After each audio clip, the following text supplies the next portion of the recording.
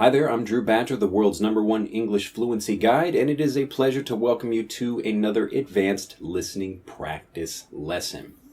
As always, if you are new to this channel or new to this series in particular, I recommend you go back and watch some of the previous videos in other series so you can get used to the sound of my voice. I know I do this little intro at the beginning of every one of these episodes, but I know we get a lot of new people that come and watch. So I'm just letting you know this is where I speak more quickly and I try to blend my words even more, so I'll be speaking at faster than native speed when I go through this episode and any of the other videos in this series. So if you'd like to understand me better and make sure you can really understand, and enjoy what I'm saying, then do go back and watch some of the other videos first to get used to the sound of my voice. Anyway, if you're finished with that and you're ready to begin, let's begin. Well, this is another kind of early morning session over here. I've woken up early and you can see I'm a little unkempt. I believe that's spelled, I'm actually a pretty bad speller, but U-N-K-E-M-P-T, I think. Well, I don't remember, but you can look it up, but it's something like that. But it basically means that, you're not looking like clean shaven and looking beautiful, so I apologize. But anyway, this is me just waking up, and I thought I would make this video. It sounded like a pretty important issue. I recently received an email from a learner that was really excited about finding her passion. So I thought I'd make a video about that right now and kind of what I do and how I do what I do and, why I do what I do, that kind of thing. Because I know a lot of people, there's a lot of information on the internet and in books and, people are, they're kind of looking for a thing to do with their lives, whatever that happens to be. And for me, I think I was pretty lucky that from a very early age, I was really interested in two things. And one of them was teaching, and I always just, enjoy trying to help people learn things. And another one of those was Japanese gardens, which is a very specific kind of thing. But I wanted to talk about those things, how I got interested in them, and also about, thinking about whatever your passions happen to be and how you can find, whatever your, I don't really like to talk about like having a particular purpose in life. Maybe some people believe that's the case. I don't really know if you have a particular purpose in life because I think maybe you could change and get into many different things and there might be more than one thing that you'd be interested in. And I think one of the reasons I believe this is because I don't really believe in a soul mate. So maybe some people believe, and you could maybe like even disagree with me or agree with me, whatever, in the comments below. But the idea of a soul mate is someone who like, you meet that person, like there's like one special person on the planet for you. And like, I just think like as people, maybe maybe like more scientific about it or something like that. But a lot of people seem to find their soulmate in like the city they live in, which is like, that's pretty amazing, don't you think? I mean, it seems like the odds would be maybe your soulmate would be in a completely different part of the world or something like that. So a lot of people seem to find their soulmate like at their university or at their, church or at their whatever. So it happens to be usually like in close proximity to one another. And usually what happens is like people, no matter where you are, you tend to find other people that like, you can find somebody that you can really love, and whether you choose to actually be with that person or not is a separate issue. Anyway, I don't want to get talking too much about soulmates or whatever, but anyway, I don't like hearing, when people think like, oh, I haven't found my purpose in life or something like that. And they're kind of thinking that they have to do like one specific thing that they should be doing. Another idea about this is, I remember listening to it was a podcast about business. And these two different guys that had companies were talking about, what they should do and like if they really enjoy the company and if they should continue working on it or if they should do something else. And one of the guys said, well, I didn't want to sell my company because I wanted to keep building it, but kind of like the more important reason he said was because maybe this will be my best idea or something like that. And I thought like, wow, that's kind of horrible advice to give to people, because especially when it comes to business, like if you think about where business ideas come from, like they shouldn't be coming from you, they should be coming from the market. And if that's true, then there are an infinite number of business ideas out there. So if you were thinking like, how can I help people?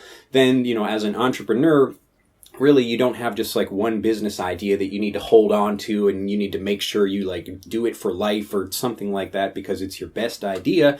It's just one idea of many. So even, with me doing English Anyone, like it's just like a very serious problem that I think I could help solve, and that's why I'm working on it. But I don't believe it would be my like best idea ever. It's just learning how to help the market. Anyway, like thinking about all, I'm getting like really like off track here. But, as I usually do, you can see I like go on a tangent. When you're talking about something, to go on a tangent, T-A-N-G-E-N-T, to go on a tangent means you're like thinking about something else, or you're talking about one thing and then you begin talking about something related to that. But now I have to get back on track, So anyway, talking about your passion, one of those things, again, like the reason I was talking about those like, relationships and business and that kind of thing is because like you are an adaptable person and someone that maybe could be happy doing many different things. And actually a lot of people have that problem where they can't really choose one particular thing they want to do. And they're saying like, well, I've got so many different interests. How do I know which one to choose?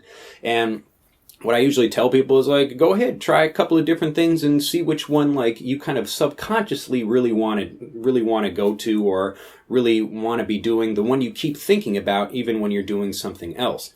So when I think about, like playing basketball, for instance, like I'm not really a great basketball player, but I think about it a lot. So it's something that like as a young child, I was a baseball player and I used to do that just because like kind of like in my community and my dad and like that situation, like kind of pushed me into baseball as opposed to basketball. Like I didn't have any friends that played basketball like on a team, something like that. It just wasn't something like around. And so that's why you find usually like areas of people that happen to be doing a particular sport or have a particular culture or something, because that's kind of what everybody else does. And even if you may be like thinking about something in a different way, it's kind of difficult to get into that thing, as it was for me with Japanese gardening. Here I'm living in Chicago as a young child, and like it's not really like there were lots of Japanese gardens around or lots of Japanese people with their own gardens that teach me stuff, that kind of thing. But so one day I happened to go to a Japanese garden behind the Museum of Science and Industry. And if you live in Chicago, if you've ever been to Chicago, it has a lot of great museums.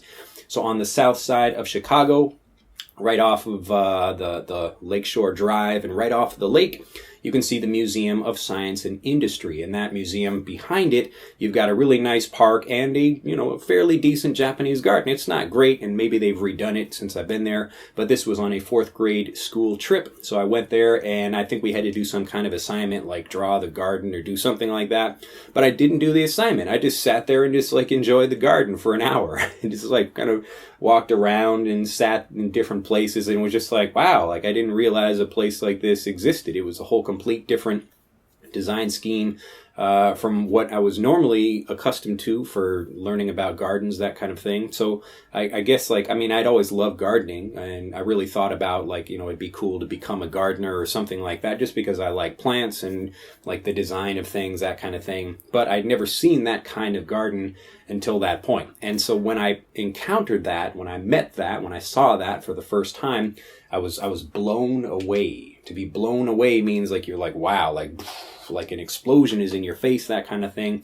So I was blown away by that, and I was really excited, and I couldn't stop thinking about it. And so when you're thinking about your passion, like whatever your passion happens to be, it should be something that you're kind of always coming back to it, in the same way that like I came to Japan to study Japanese gardening, and then I left for a while. I went back to America, but I was still like pulled back here. So here I am, like back in Japan again. And I imagine if I leave Japan in the future, I'm sure I will always have, some kind of place out here, something that I'd like to be doing, because something is just like calling you back. And it's just something you recognize it if you're paying attention and if you're open to that kind of thing. Now, it might be difficult if you really have one of those traditional situations where your parents are saying like you have to be a doctor or a lawyer or whatever that thing happens to be. But most of the time you know what it is you want to be doing. So figure out some way to do that, and then just try, a couple of different things until you figure out what it is you want to do. But most of the time, even if you have many different interests, there's usually one or two things that you're really excited about. And if you don't have that yet, it's like maybe you don't have like the right combination of things or something like that. And speaking of combinations of things, there's no reason why you can't think about how you can, combine multiple things together and put them together to create some new thing where you could have that be your passion. So that way you don't have to sacrifice like one thing that you really enjoy to do this other thing. You can kind of combine them in a way that allows you to do both of them. So like as an example, when I was back in college, I was like, I was always interested in money and just like creating, businesses. I didn't really care about like money, but I thought like it was a cool thing to provide a service for people, something like that. And then they like kind of like the highest form that people really care about what you do is that they're like willing to pay you money for it. Like a lot of people can say, wow, that's like a great job you did. But when they actually give you money, that's like, wow, like they like really respect what you're doing and they're really excited to like promote and enjoy what you're talking about or whatever it is you're selling, that kind of thing.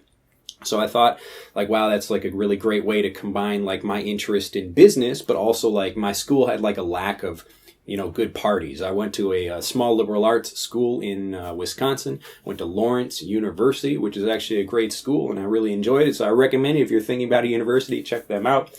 But anyway, so I went to Lawrence University in Wisconsin, and it was just kind of like a not very good party school. And it was just like coming off of a time where I think like maybe like a student got badly injured or died because they were like drinking too much alcohol or something like that. And this was a common thing on college campuses where people were a little bit nervous about, hey, like, we have to, kind of take care and make sure the students don't do anything stupid, that kind of thing. So people weren't really having great parties.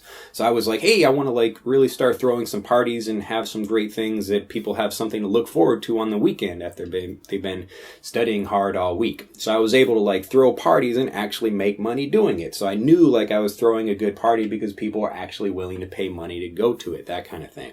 So when you're thinking about like whatever it is you want to do, like think about the specific inputs that you want for the output you want to get. And like I'll talk about kind of inputs and outputs in a separate video because I think it's a really important way of thinking, and it's a great way of making decisions and figuring out how to do whatever it is you want to do. But basically, all you do is you think about the particular things you have to have in a situation or the things that you don't want, and then kind of like list them all, and then just put that into your mind and let it marinate. Let it marinate. Let it sit in your mind, and that way you can think about what the things you want to do are, but you don't have to try to like consciously decide what it is you want to do. So in my case, I was like, okay, like how can I do something where I can like make money and like figure out like learn more about business, that kind of thing, but also provide like a valuable service and like, have like help people have more parties or something like that. And it's like I put both of those ideas into my head and like, oh, like why don't I just like start throwing parties for profit at school, that kind of thing. So if you think about those kinds of things, like especially if you're one of those people that maybe you don't have like one particular thing that like, you want to do, and some people would call this their calling. So CALLING, to be called by something. It's like gardening is calling me. It's like my calling. It just means your particular thing that you think you are put on this planet to pursue, whatever that happens to be. So if you don't have one specific thing, and you're kind of trying to figure out what's your passion or whatever it is you want to do, think about, number one, a couple of different things you could do that like maybe you enjoy slightly, like a little bit. Maybe it's not your like number one thing, but if you could combine those in a certain way. So how can I do something where it would allow me to do A, B, and C? And if you think about that, there's usually a way to figure out how to do something like that. So you don't have to sacrifice one thing, but you really have to think about something that you're actually enjoying doing. Because if you're not enjoying whatever it is you're doing, then, well, what's the point of living? What's the point of being here if you're not going to enjoy it? So whatever we think we're going to do, like, whatever happens when we die, that kind of thing, you should definitely be enjoying the life you have now, because this is like the guaranteed life. Like we know we're here. We know we have to do something for ourselves right now. So figure out something you want to enjoy and start doing it. Well, that's the end of this episode. If you have enjoyed this series and this particular video, please do like it and share it with a couple of people, and subscribe to the EnglishAnyone.com YouTube channel if you're not already a subscriber. And I'll see you in the next video. Bye-bye. To continue learning, click on the link in this video to download Speak English Naturally, our free guide to speaking and sounding like a native English speaker. The guide reveals the 3 most important kinds of conversational English you must learn if you want to sound native, and will help you experience instant improvement in your fluency and speaking confidence. To download your free guide on a mobile device, click on the link in the upper right of this video. To download your free guide from a computer, click on the link in the lower right of this video. I look forward to seeing you in the guide.